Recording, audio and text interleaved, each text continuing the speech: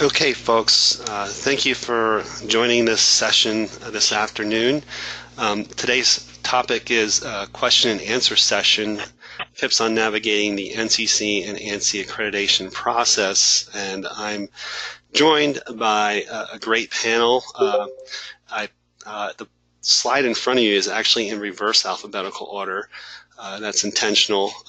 Beginning with Anjali Weber from the Board of Pharmacy Specialties, and then Natalie Collette from the Project Management Institute, and Patricia Bewley, Institute of Hazardous Materials Management.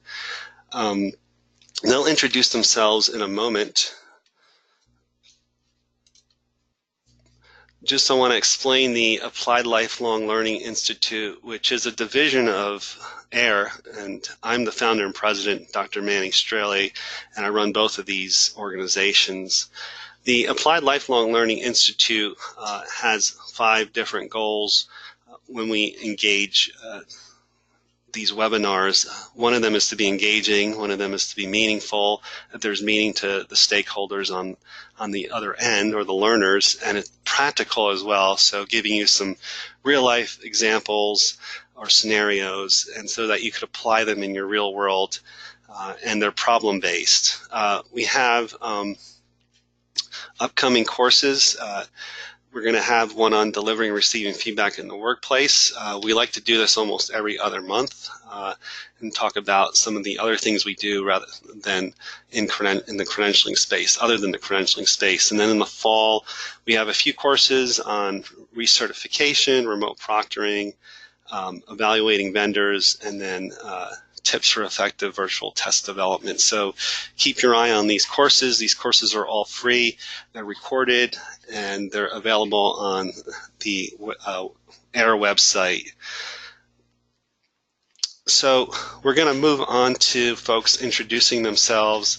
So we'll begin with Anjali, and just tell us, if you tell us about who you are, your organization, and which accreditation you have maintained, and if you're considering accreditation or meeting any other accreditation standards for your program. Thanks, Manny, and thanks for going in reverse alphabetical order for those of us at the end of the alphabet. So my name is Anjali Weber, and I'm Senior Director of Psychometrics and Testing Services at the Board of Pharmacy Specialties, and I've been there for almost 1.5 years now. And BPS has NCCA accreditation for 6 of its programs, because 5 years ago we had 6 certifications and a couple in the pipeline. We are now building our 12th, and so we'll be submitting for 3 more to NCCA, and our plan is to submit all 9 of those certifications once we reaccredit to NCCA for ISO 17024 accreditation.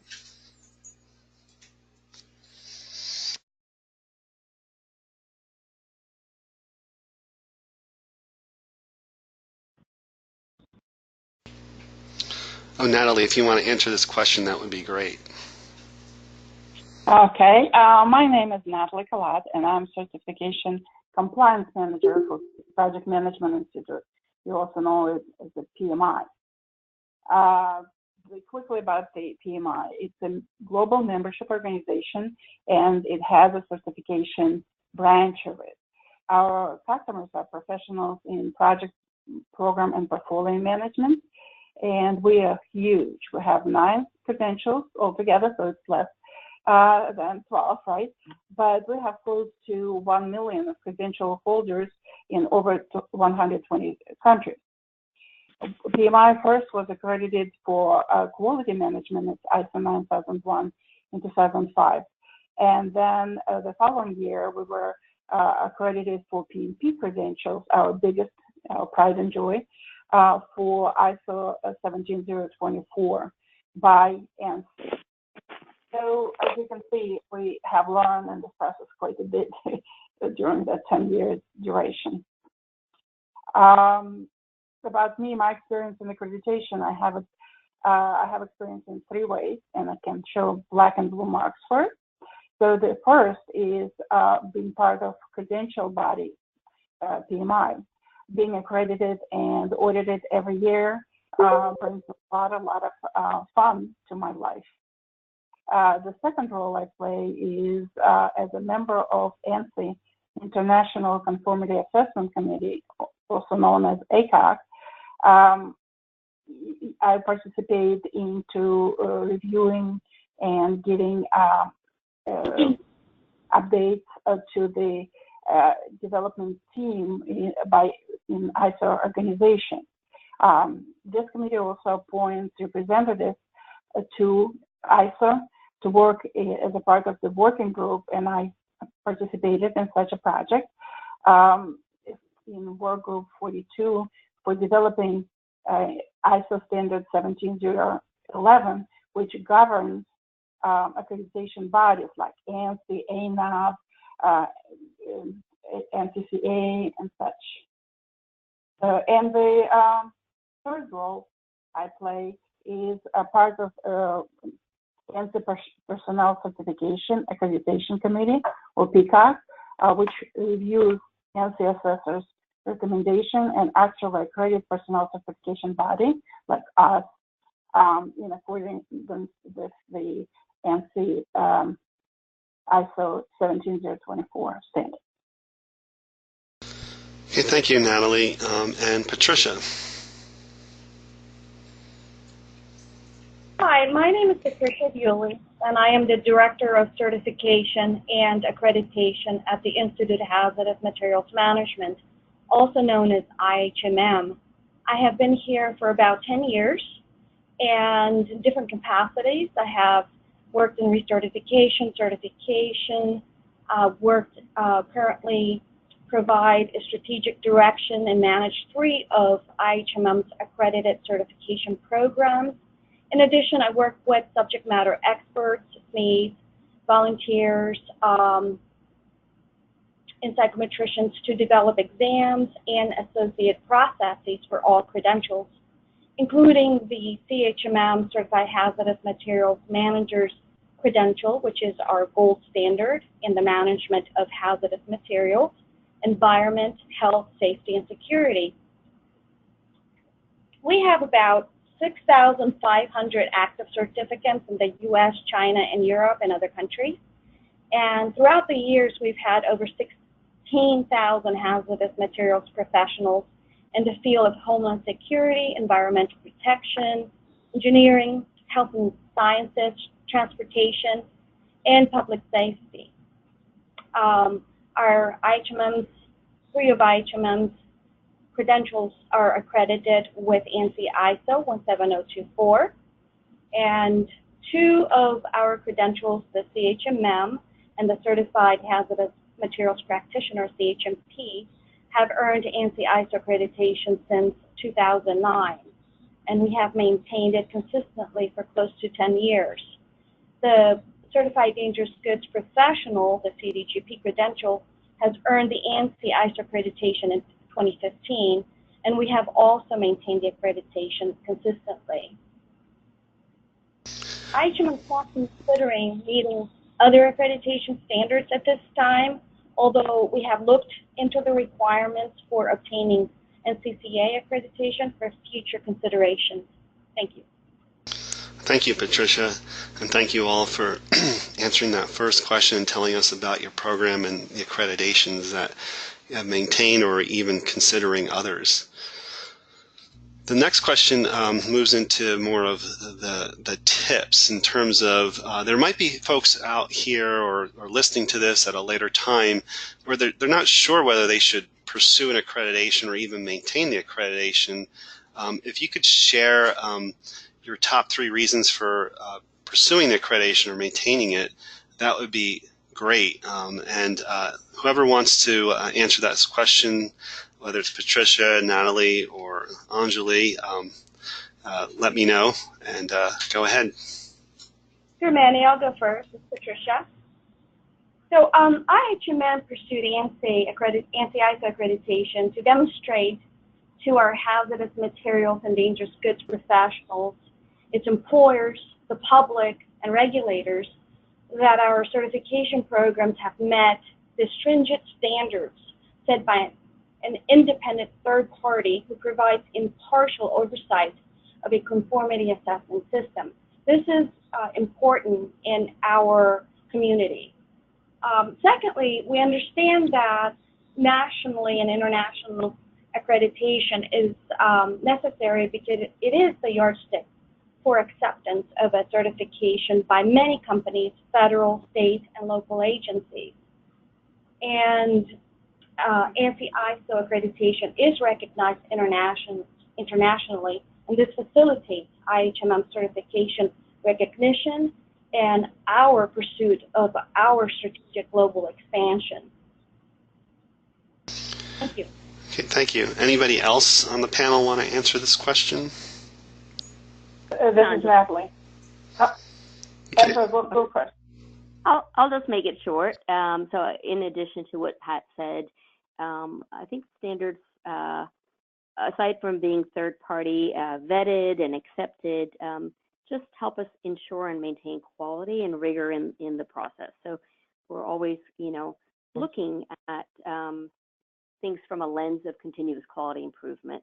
The second piece is transparency and accountability to all of our stakeholders. So that does include employers, regulators, as well as the public and the certificates and the profession of pharmacy for us. So I think it demonstrates that the processes that we use and the certifications that we offer are held to the highest standard. Okay, thank you. Definitely. So from our point of view, we are very, very similar,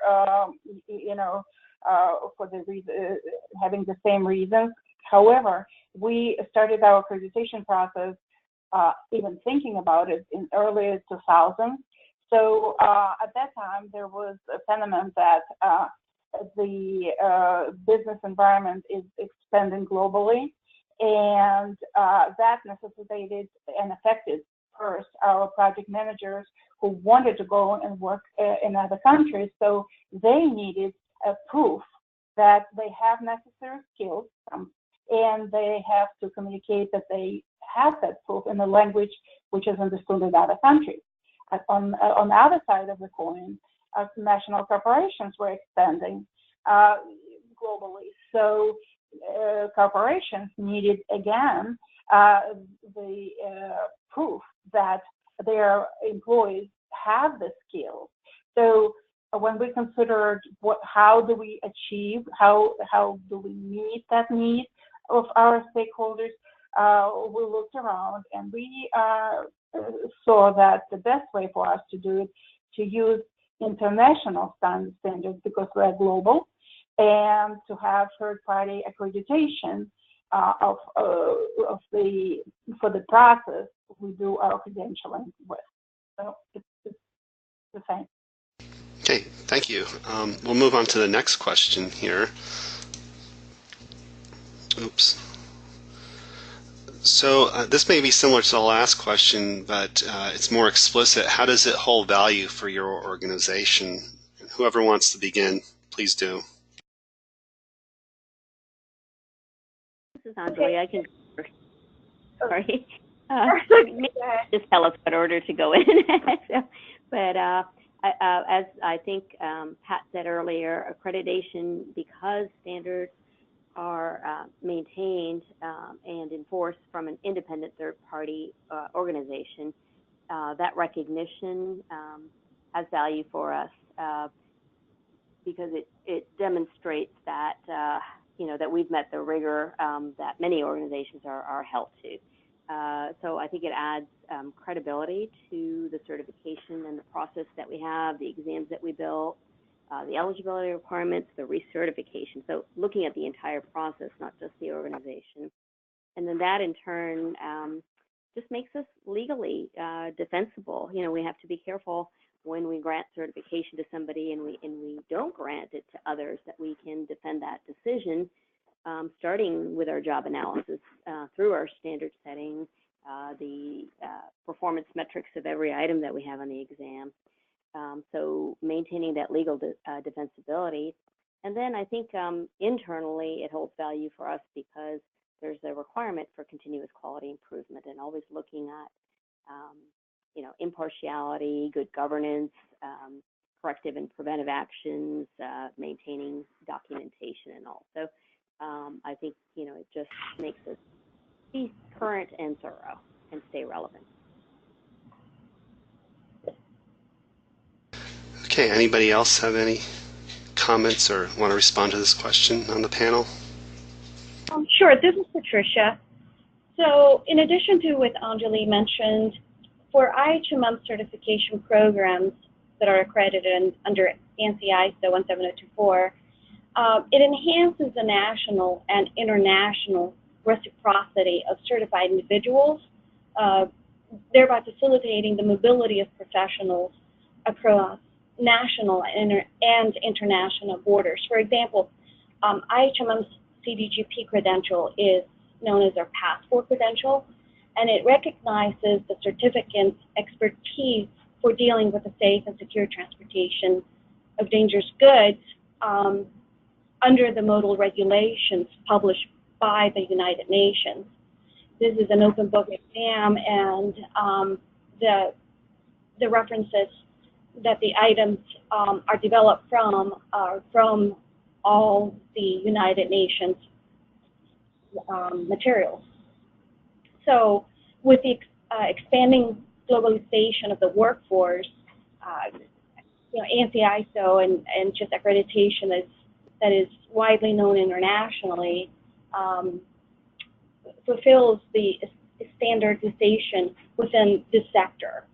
So it isn't particularly important for us because we do have the strategic goal of expanding internationally. Thank you. Okay. Hi, and this is Straehle. For us, the initial reasons are still valid, and we do have benefits, as mentioned to previous for previous speakers. But one thing it will be valid for us, and we're anticipating a bigger importance of accreditation for credentialing world, for credentialing body like us, is because in the European Union, as well as the United States, there are a lot of conversations, committees, task force, US-wide task force about topics, what constitutes qualified personnel.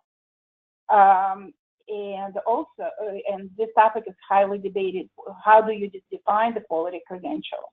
The other thing is we often hear that there is a need for, and I quote, public protection by determining what individuals have required competency to perform their job. And to me, this is a pure definition of the certification. And to answer and prove that we are quality credential, the accreditation being accredited by a third party is kind of a must. Thank you. So there's a lot of reasons that it holds value for these three separate organizations, a lot of it overlapping from third-party verification to protection of the public to international reasons, as well as meeting organizational and strategic goals for that particular group. So let's move on to the next question. So this is a question that I think would be very helpful for folks who are moving through the process. What are the three things or tips you wish somebody could have told you when you first became involved in the accreditation process?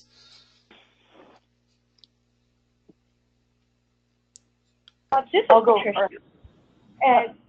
Sorry. Hey, Patricia, Okay. You want to go first? Okay. Some of the tips that I can pass on to our audience would be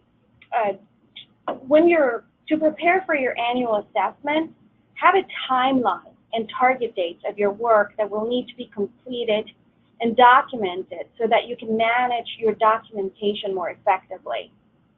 And ANSI provides certification bodies with a specific time frame of your annual assessment period. So that would be your specific cycle that you would be looking at, and then within that you would be preparing to meet those goals. So the other one that I would think would be that the focus of accreditation is to document comprehensively your policies and procedures, and then verify them and also implement what you have documented to demonstrate compliance. So, you know, when you think about this, it's like, well, yeah, but there are so many standards and substandards, so it behooves you to look at these standards and just ensure that you, in fact, have all policies and procedures covered for all these standards. I could go on, but I'll leave Anjali and Natalie to continue. Thank you. This is Natalie. For us, the most difficult thing after more than 10 years in accreditation, being accredited, is to keep energy and focus along the way. In the beginning, there was a lot of attention. Initial accreditation, you know, was celebrated. We all got executives and the staff involved, but that excitement kind of died down, and now it's expected. It's you know, the sustaining accreditation is expected, no questions asked. So for what I would recommend, to try to keep executives along the attention from executives along the way, because that will help you in all the areas of accreditation process.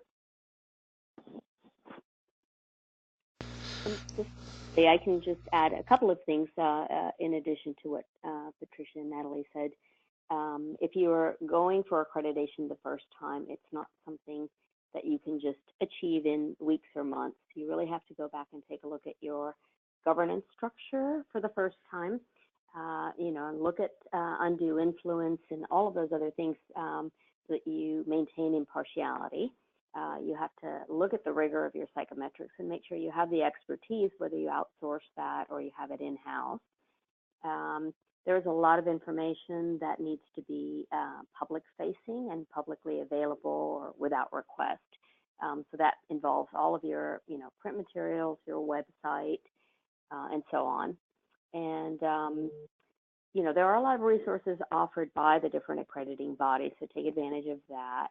And then the last thing I would say is whether it's the first time or a reaccreditation, people move and people leave, and the understanding of the standards and the requirements need to be everybody's responsibility within the organization. I think a lot of times that expertise resides with, you know, very few people, or that some folks know part of it. And my previous job at ICE with accreditation, we saw a lot of applications that came in for reaccreditation for programs that were really good, you know, and they've come up for their 5-year, and the next person that's now filling the application out does not have the depth of understanding of the standards or the processes internally, and so what's communicated is just not, you know, at the same level as initial. So I think making sure that many people in your organization also buy into the value of accreditation and why it's also part of their responsibility. Thank you. So there's a lot of good tips here, from understanding the timelines and documenting and following through with your policies and showing evidence for that, and governance and getting the organization educated and involved in understanding the standards and having the expertise in various areas, from psychometrics to maybe document management and things like that. So, and understanding that there's a public-facing piece to it. So these are some really great tips that we could all learn from folks who have been in this process for a long time.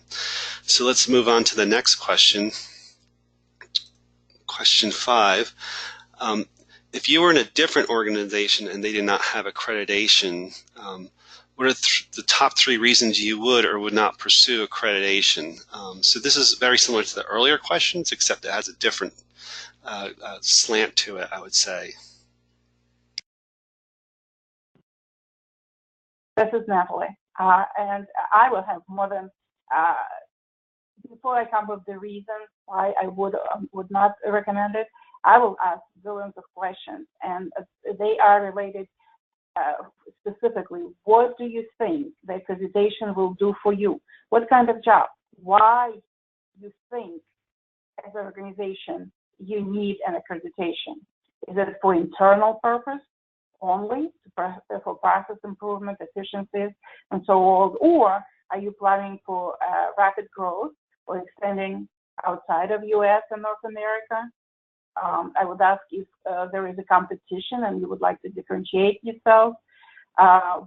There may be legal requirements why you have to show quality for your credential. And the very important question about what can you afford in terms of time and resources. So that's how I will approach the topic. Okay. Anybody else?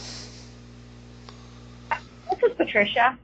I would add that I would pursue ANSI and ISO accreditation, knowing that the rigor and thoroughness of the process builds a strong foundation for a certification program, and it assures continual improvement that elevates the measure of quality.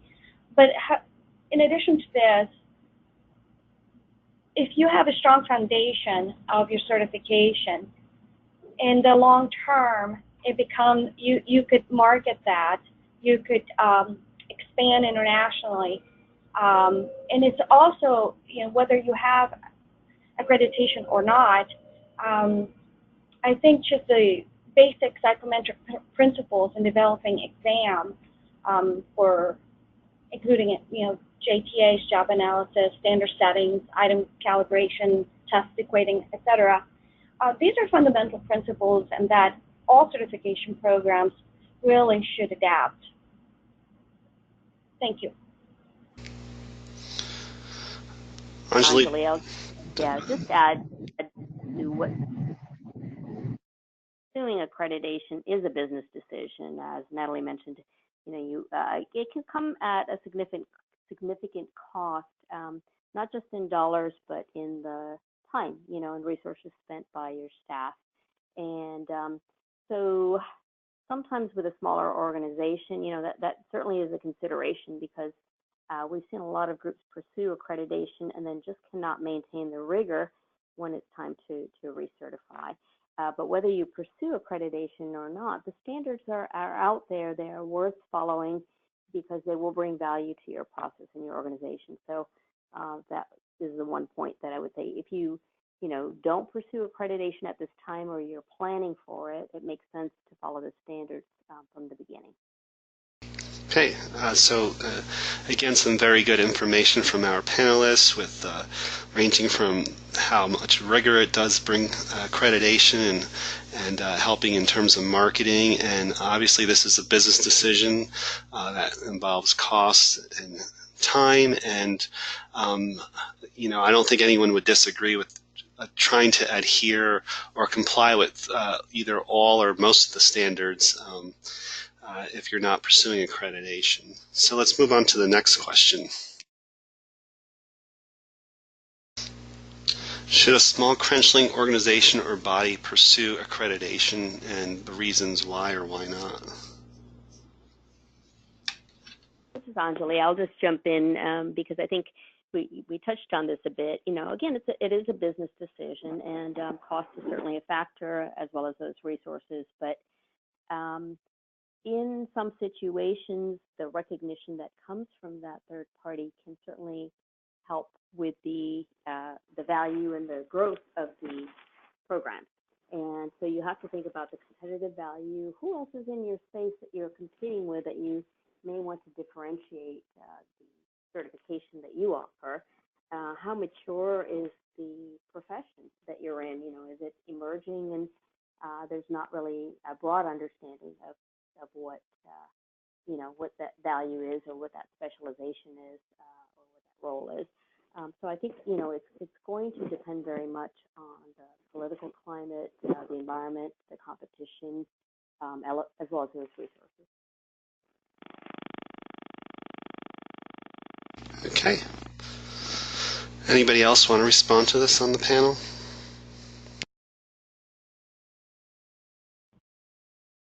This is Natalie.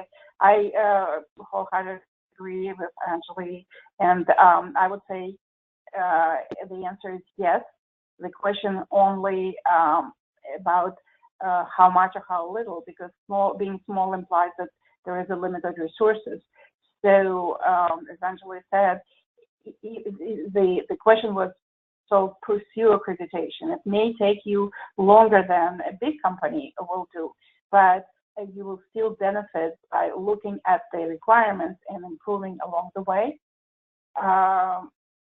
What is important for a small organization to define is how wide accreditation should be. It may be for whole credentialing process from A to Z, or it may be for a specific area like psychometric assessment examinations or management systems and stuff like that. It will benefit you in many, many ways, you know, being that a small scope or full scope. And all this depends on the resources you have. Okay. Patricia, do you want to respond, or you want to move on to the next question?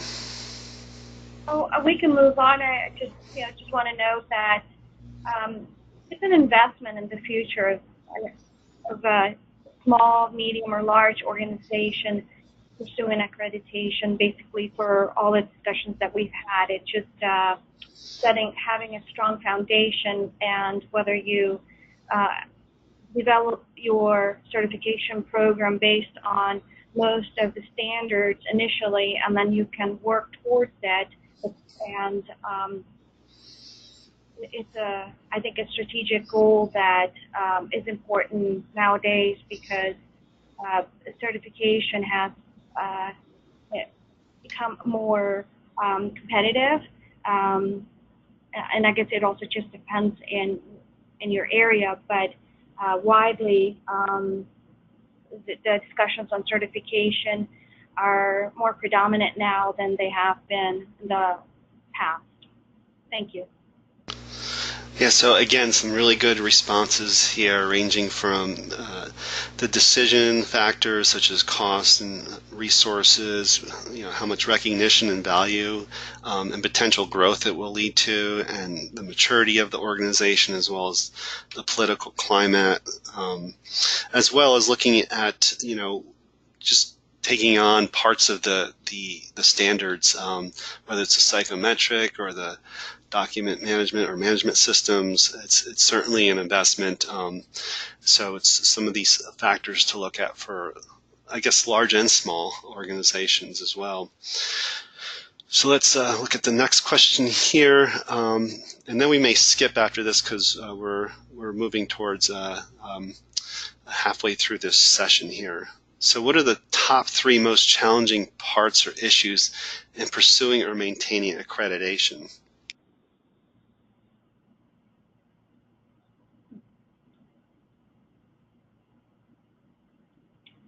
This is Patricia. So I would say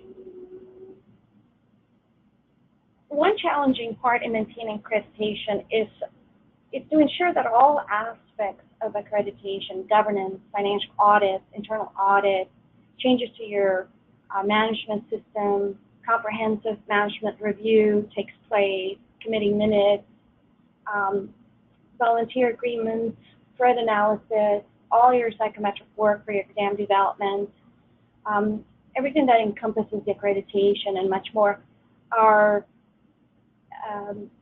met within your specific annual assessment period.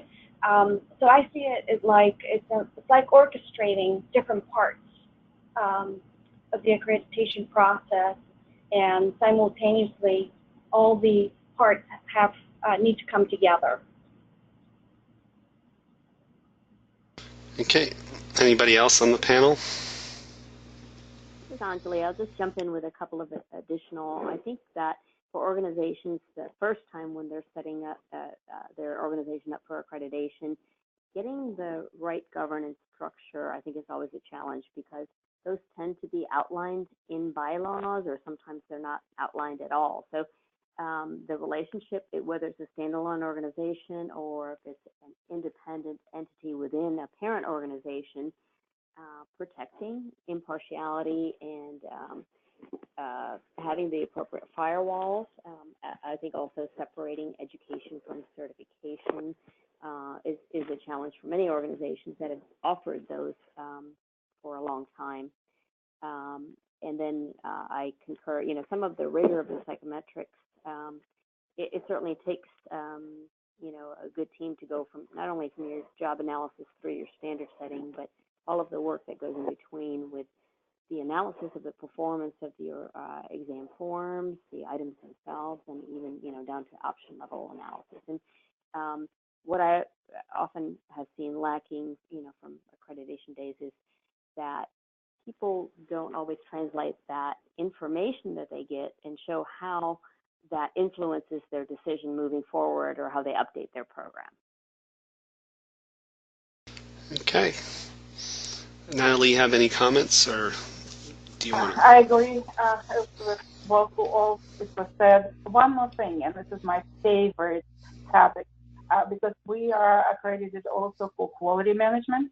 The conversation about non-conforming products and certification was probably the most interesting topic, and we worked on the topic for 2 years, because if you get a car and on the second day your motor is not running, that was non-conforming product, your car needs to be returned. In certification, this non-conforming product and certification is kind of camouflage. It's difficult to discover.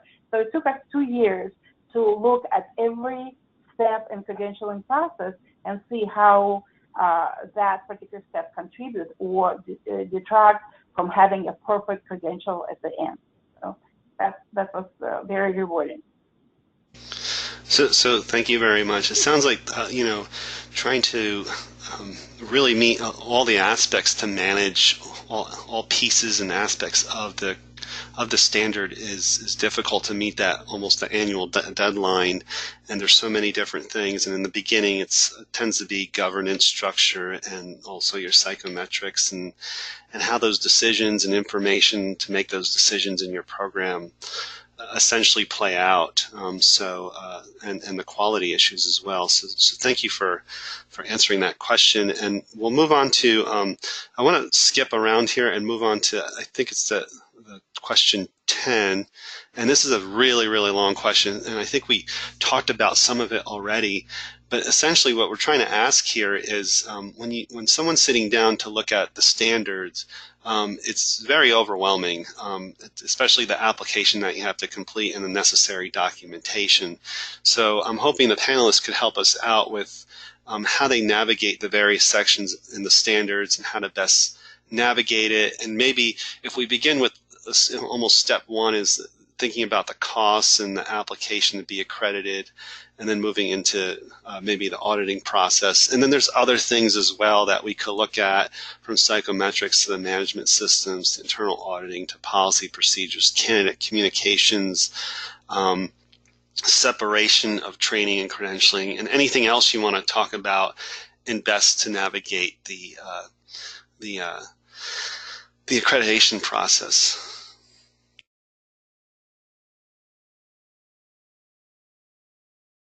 This is Patricia. I can begin to address the cost and application. So what we do here at IHMM is, and I think most organizations start developing their budget early on in around October. Our board of directors meet in December, and we want to have everything approved by December. So we start developing our budget even before October, so we try to have it finalized in October if we can. By that I mean we work internally to develop the preliminary budget, and then the finance committee also needs to meet and discuss that. So what I would recommend is that whoever's managing the accreditation budget portion within your company is to, like an Excel spreadsheet, develop put down all your expenses, expected expenses that you anticipate. The ANSI application fee for 17024 is $3,000, and it is non-refundable. The rate for an assessor is $1,250 per day for in-person audit plus expenses. There is an in-person audit every other year, and I think also it's important to budget for any workshops that you may want to attend, either at ANSI, for yourself and your staff. So I would say, you know, put as much down as you can initially, and then you can start trimming it as in the finance company or the board starts reviewing and approving. So that's the first step in regards to the cost. There is also the annual fee that is based upon the revenue of your organization in the previous calendar year.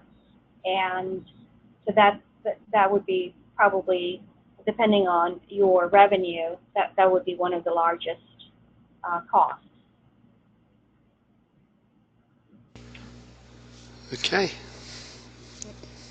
Any other panelists want to respond to this question?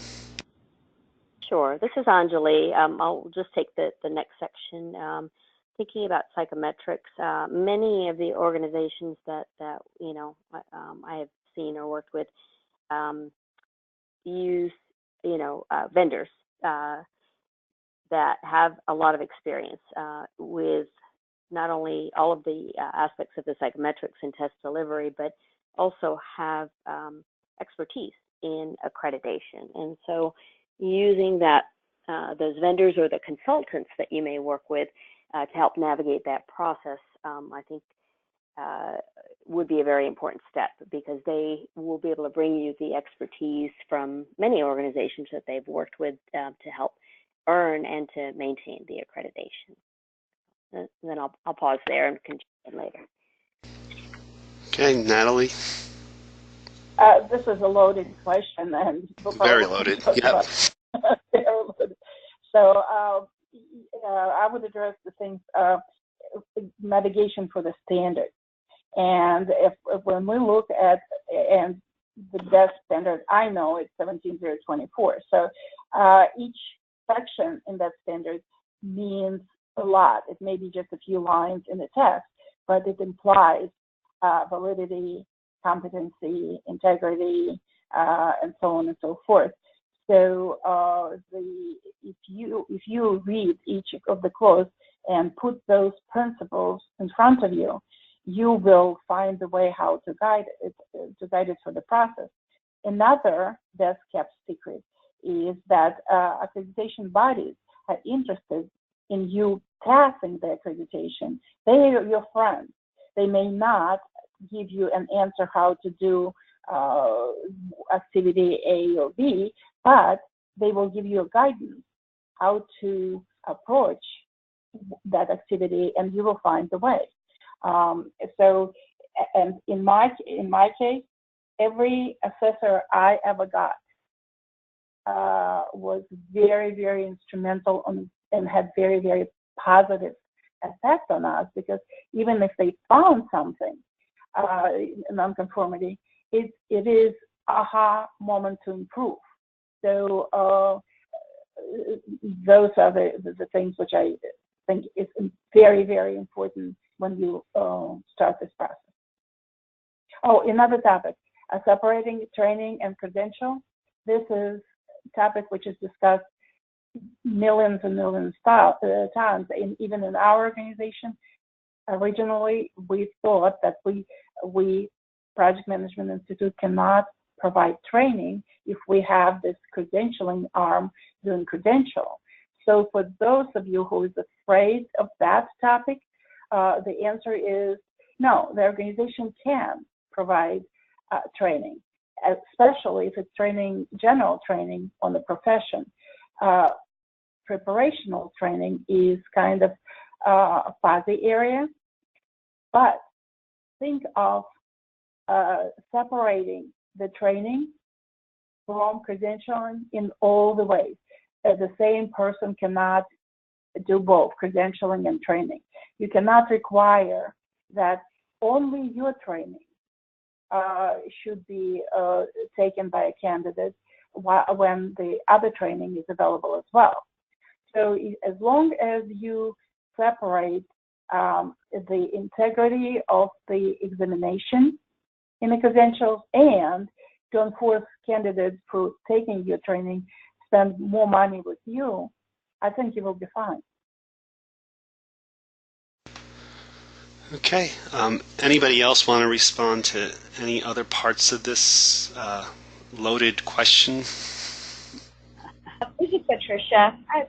I'll address the subject matter expert management. So management of SMEs includes recruitment of volunteers and a vetting process. So make sure you have a vetting process to ensure you have a diversity and full representation of the certificate population.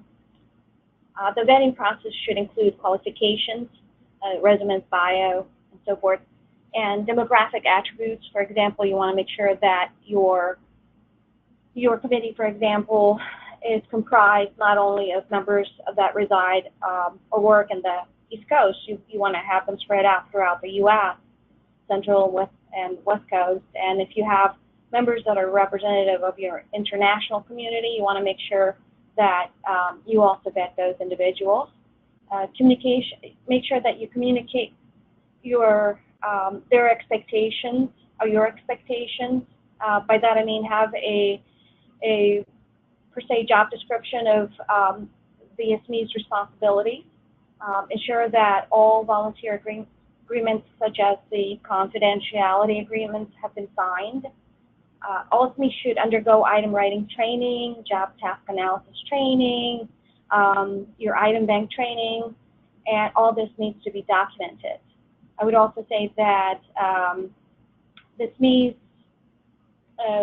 management includes facilitation of meetings, discussions with psychometricians on best approach, review of the psychometric reports as well, and follow up with your psychometrician. I think that's very critical.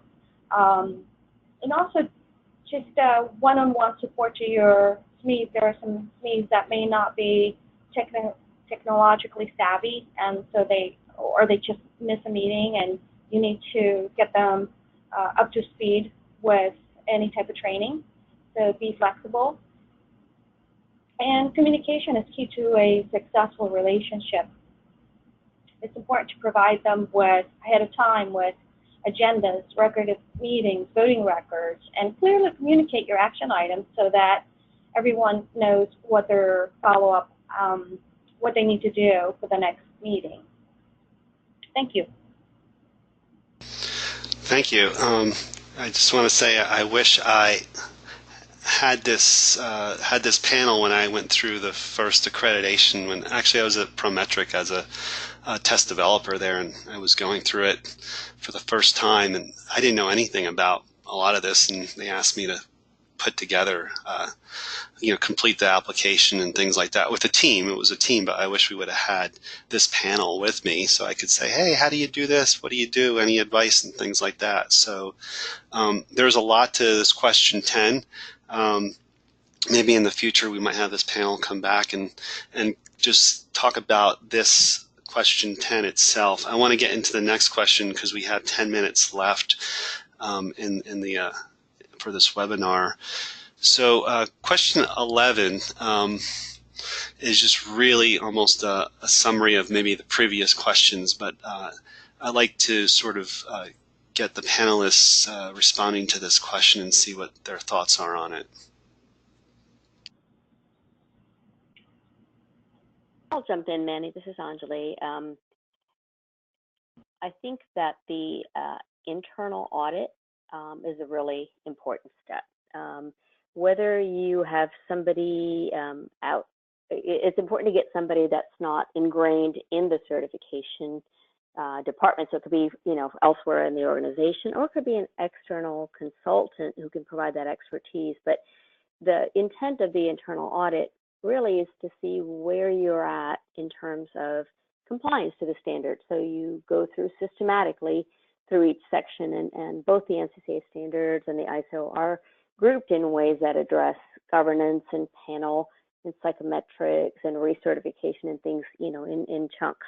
And so going through each one of those systematically, not only to see whether you have a documented process for that, but whether you actually follow that process and whether your staff follows that consistently is an important one. So when we did our internal audit at BPS, we found that the overall procedures were following the right appropriate methodologies and all that. But what is lacking often is that breakdown of beyond policies and procedures, having standard operating processes. So when you go and you individually interview staff that's responsible for any activity, the consistency in which they, apply that process is an important one. I think that in my experience, at least, that is at that more granular level, that's where you start seeing some of the differences, and you really get some better sense of the competencies and level of experience of the various staff that are responsible. Great. Any other panelists want to respond to this question? This is Natalie. Internal audit is very important to us as well.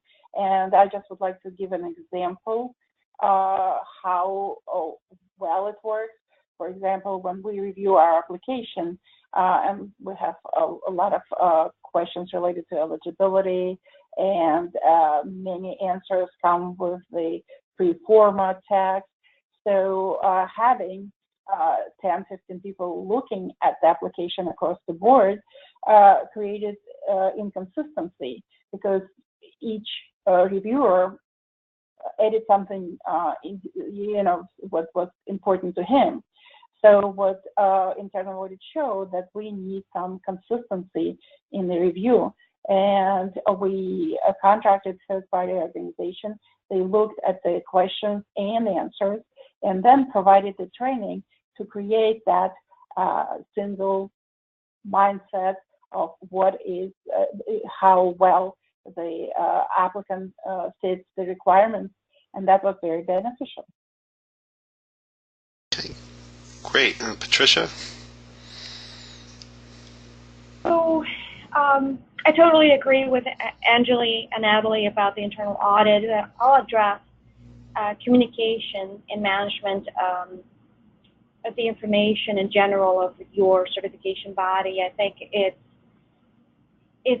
critical that all your different formats of communication are in alignment.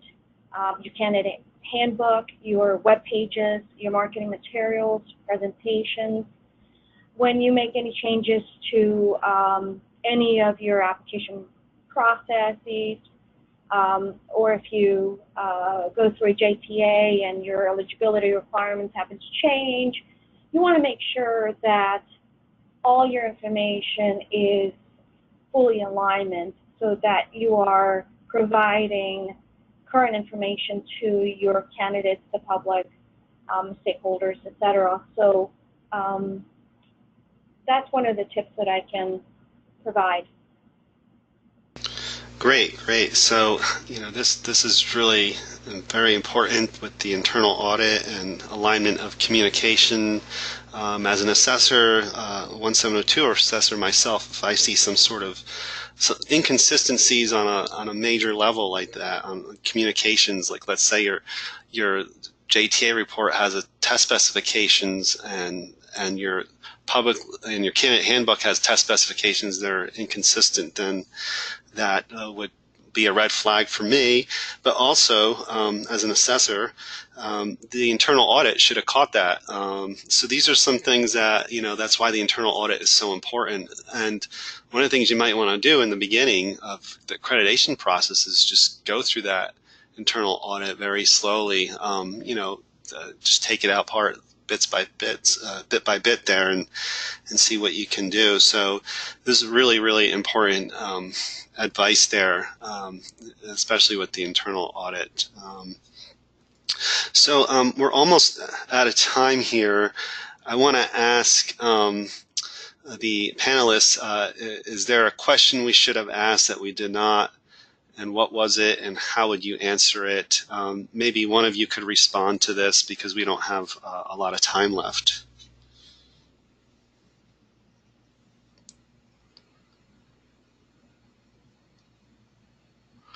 Okay, this is Natalie. Go ahead, Natalie. The thing is, from my point of view, accreditation is not paint by numbers process. There is only what if and so on and so forth. So the people who are just starting in that way, I would say don't be afraid. It's maybe a lengthy process, but you will learn along the way. You will improve your business along the way. You will be rewarded by knowing that things are done better along the way. So there's a lot of help in the industry. There are a lot of consultants who by now are very familiar with the accreditation process and what do's and don'ts in that process is. So try it. It only can bring beneficial things for your organization. I don't think it's ever hurt. Thank you, Natalie. And I want to take the opportunity to thank the panelists at this point, both Natalie, Anjali, and Patricia, and they're always been helpful to me whenever I have questions, and it's been reciprocal. So I'm sure they would be willing to. If you want to contact them in the future, you're more than welcome to. The other thing that I would want to emphasize is that ANSICA and NCCA, the accreditation standards, well, ANSI, if you go to ANSICA's website, you can see a list of all the accredited groups. You could just, find out who the contact information is and send them an email or call them up if you get stuck, as well as NCCA. There's a directory of folks that are also accredited. And I've always found that when it comes to accreditation questions, everybody's almost willing to help out because it is a time-consuming, stressful sort of activity. But when things are running smoothly, there's a lot of benefits, and it's a lot less stressful. In the beginning, it is. Just to put a pitch out there, the All Institute, their next free webinar is delivering and receiving feedback in the workplace using an assessment that we created, a psychometrically valid assessment. And this is a brand new product that we just introduced in the past few months. And then, again, thank you. And if you need to contact me, please let me know. The panelists as well, you could contact them through me, or you could look them up on a Google search as well. So thank you very much. Thank you for the panelists for their contributions here. And we may do a part 2 in the future to look at that question 10 and go through some of the parts where they found challenges and maybe resolutions around it. So thank you again, and I hope you have a great day and a great weekend.